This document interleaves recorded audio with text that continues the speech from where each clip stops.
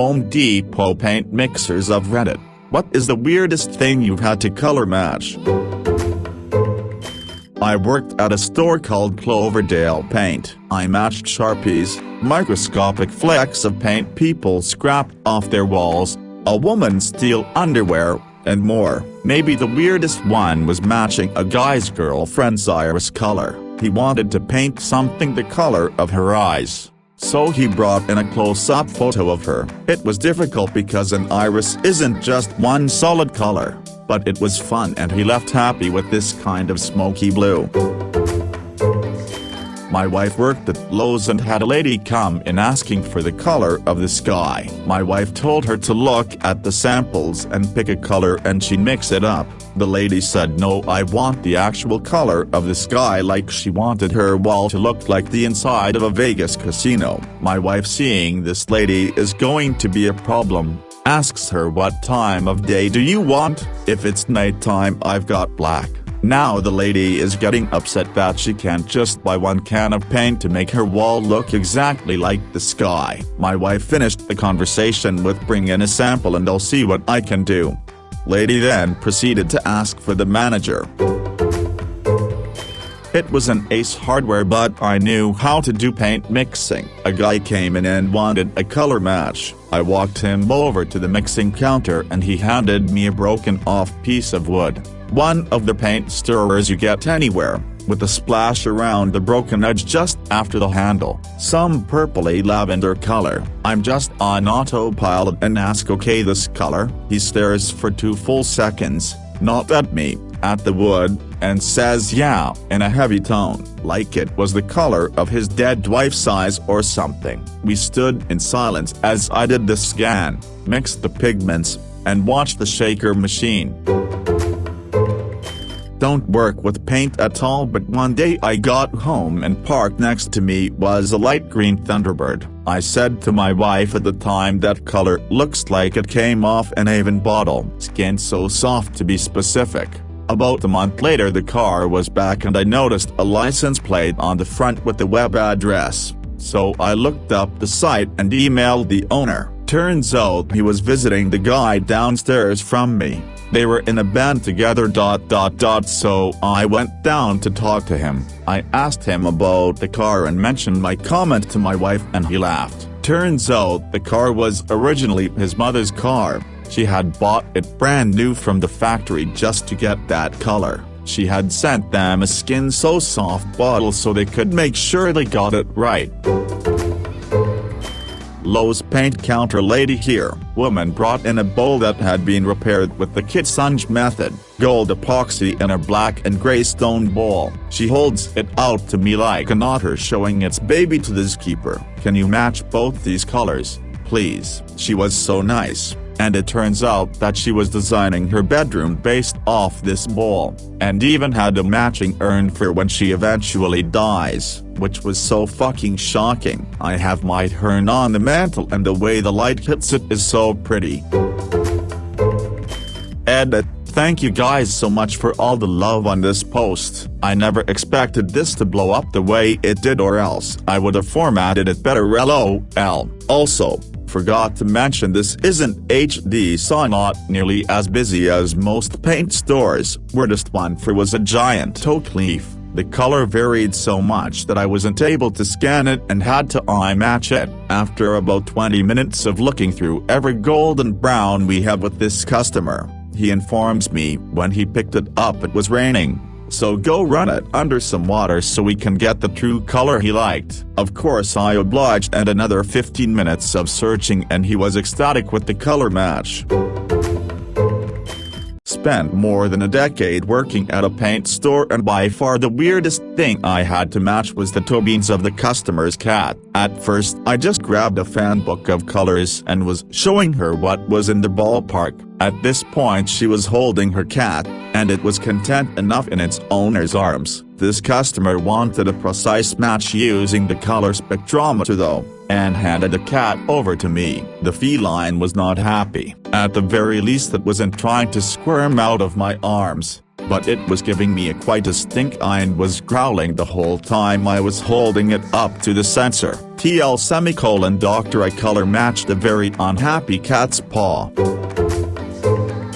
I don't work at the Desperate, but I am a certified paint expert according to the hardware store I do work at. The weirdest thing I had to color match was a carousel horse. Well, actually the leg of the carousel horse, because that was the smallest part the customer could bring with them.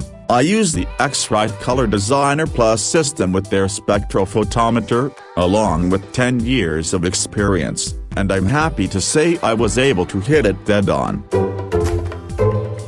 I was paid for some site assessment work once, and part of that job was sitting in the hotel room at night with about 200 bags of dirt, checking them against the Munsell color charts. Best part of the job: yep, this one's brown, but browner than the other one. Ooh, some gray. Exciting. There was about a tablespoon in each tiny bag. I looked like the absolute worst Coke dealer. I only spilled some of it on the floor too. Apologies to the hotel's cleaners. The absolute killer part of it was that the job was shallow dirt work on an active farm in an area known for virtually no soil migration. So all the samples fell within a tight range. Felt like a multi-choice test where I just guessed B and C for 200 answers. Friends asked me what my job was on site, and I told them I was a consulting geotechnical analyst. Thankfully my friends know me well enough to not take any of my job titles as fact. Well, I don't work at Home Depot, but I work at a automotive paint job.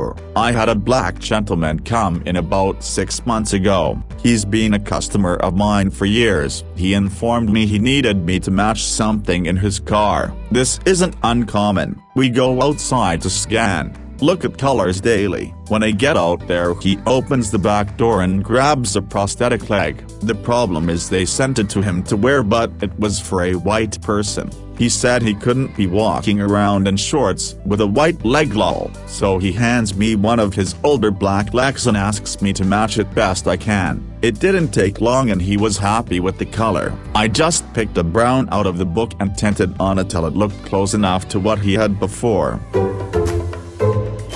I want to say that this was done by some type of government insurance. The gentleman is over 65, served in the military. He called them about it.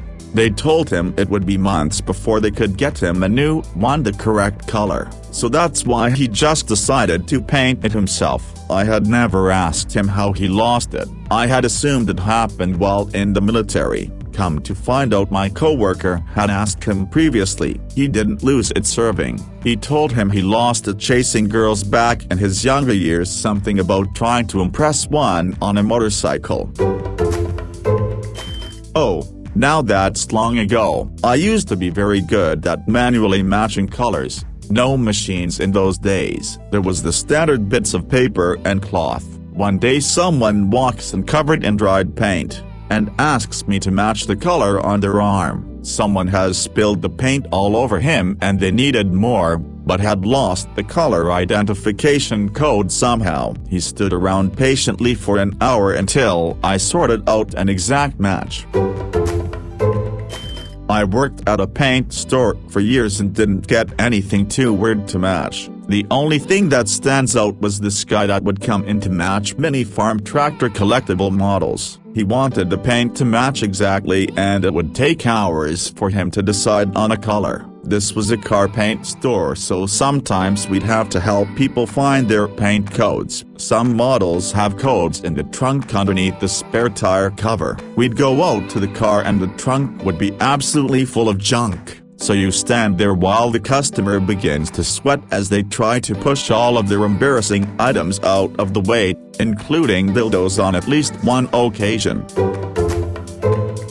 I recently spent an hour at Home Depot trying to match color swatches to my best friend's hoodie because it's the most gorgeous green I've ever seen, has a real woodsy feel, and it was just exactly what I wanted. It was hard because it's a kind of heather green, different shaded threads blended together, but we got pretty close and my room looks amazing, so I can understand that one. If you find something that's exactly the right color, even if it's a pair of shoes, or a hoodie. We had a woman come in last summer wanting some deck stain color matched. I told her I needed a physical sample of the color on something to match it, and she explained that she didn't feel like going to her cart to grab the can. She then plopped her foot on the desk and asked me to color match a part of her foot that had gotten stain on it, and spent the solid 2 minutes trying to convince me to put her foot onto the color match machine, all while leaving her foot on the desk. In all honesty, I probably could have done it, but decided I didn't get paid enough for that shit and refused until she left. Not Home Depot, but I ran the paint department for an ace for a while. The guy I took over for was a goddamn magician when it came to color matching, to the point that he didn't even bother with any of the machines. He just eyeballed it and got a perfect result every time. So when the customers heard he was the one who trained me, they expected that I could do just as well as him. So one day a few months after I take over, one of our biggest customers comes in to order 80 gallons of paint, and he asked me to match all of it to the color of his dog's eyes. I honestly thought he was fucking with me at first, before I realized that was dead seriously what he wanted, and I didn't even vaguely know where to start. I had to stall and run out behind the store to text my old boss, basically begging for help, because I knew I could basically kiss my job goodbye if I screwed it up, and he decided to go somewhere else. Thankfully, one of his little secrets that he never mentioned was that he had a book with formulas for all the matches important clients had asked for previously that he custom made, and the eyes formula was in it. After that, I just pretended to take notes on the computer while I looked at his dog for about 10 minutes and just started making the formula as soon as he left. I did paint mixing for over 10 years, not in America though. Had an awesome couple come who were semi-regulars. She was really careful about how she held the spit of fabric. Turns out it was a pair of her husband's underpants. After I found out, they assured me they were clean, and it became one of the best sales. We even nicknamed the color underpants blue. Another one, we were in the process of moving buildings, and one of the directors rang and said we needed some paint to tidy up the old building where they'd pulled down the old signage, except the old color was done with paint and tints we no longer sold. But I'd been there forever, so I knew another brand had a formula. Got that, and we still had some stock on the shelf that hadn't been packed or moved. Only minor issue was the tint machine had just been put on the truck, so I had to go out, climb on the truck, tint the paint, then go back inside and mix it properly for the painters who were waiting on me. Text the director and he was happy, and you can still see the paint today because the old stuff had faded badly, but the building is due to be fully painted and renovated. Not Home Depot. A couple came in looking for a color to paint a trailer on their property. They brought in an old banana. Apparently the trailer was from an unwelcome transient who was littering on their property and trespassing. The cops didn't remove the trailer but sent the transients out of town on another charge. I used the spectrometer and got the brightest yellow from that banana I could get. Naturally, I hear this story as I'm mixing and shaking the 3 gallons they wanted. I guess it worked, since they said the trailer was gone when its hosts returned. Well, it's not like I had anything else to do. My friends and I all worked there during our studies, and one day we found an old computer in the garbage on the way to work, so we brought it in and automated some of the job, then used that extra time to automate lots more stuff.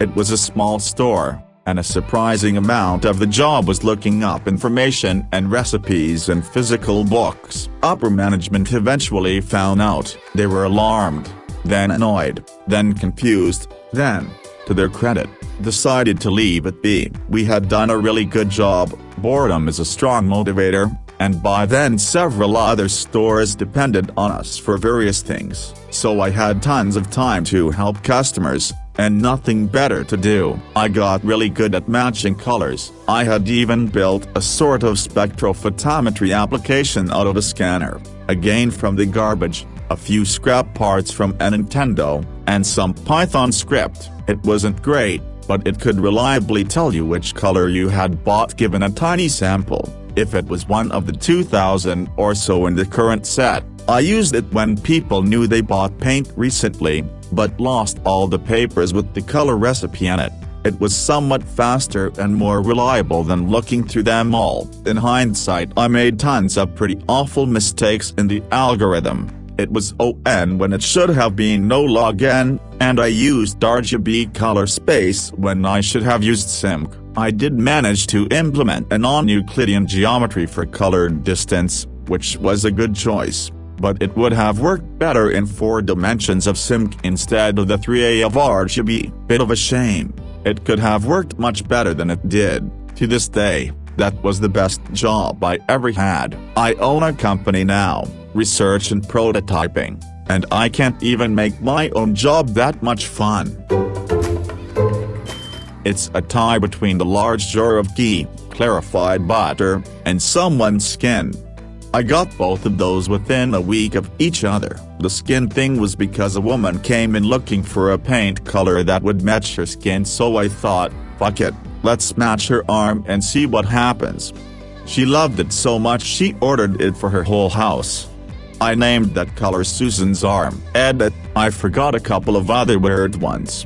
Scotch masking tape blue, was really happy with how that one turned out. Multiple ottomans, a reading chair, dog fur, an egg, a painter's shirt and a painter's jeans. Whenever people ask me this question, I'll respond with "let me tell you about the skinned woman," which is probably the worst out of context sentence you could hear out of a Home Depot employee.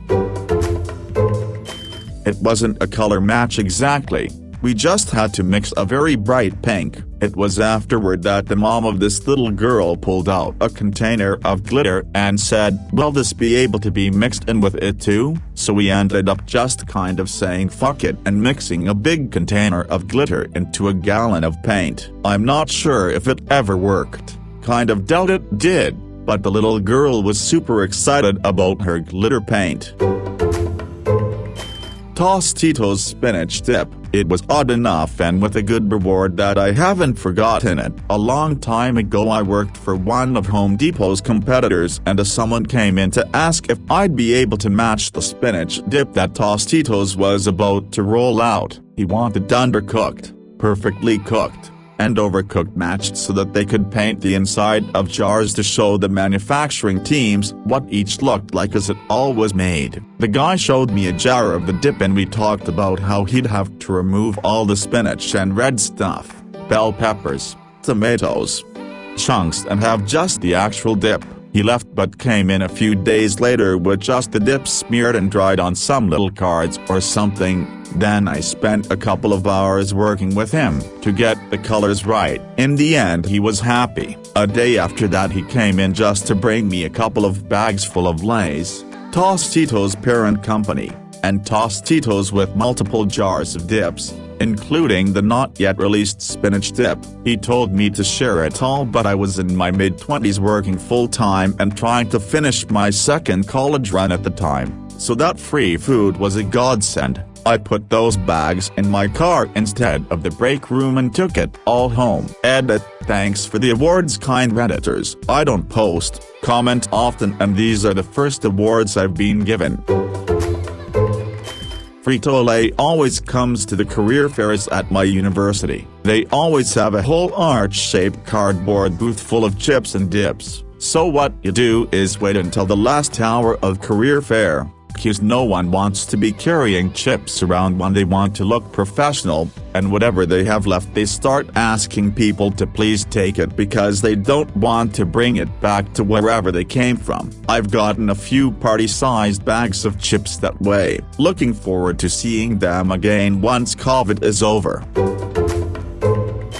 not Home Depot, but had someone bring a chocolate milkshake into our store wanting paint matched to it. My other favorite story is a couple who bought Ben Hogan's house in Westover Hills in Fort Worth. They brought in a sample of something that was oil-based paint and had nicotine stains. We tried to explain to them that it used to be white or off-white, but the yellowing of the paint and the nicotine had turned it to this snot yellow color. They didn't care. They wanted the color Ben Hogan had been living with, just freshened up. Edit: Ben Hogan, old school golf legend from Fort Worth, TX.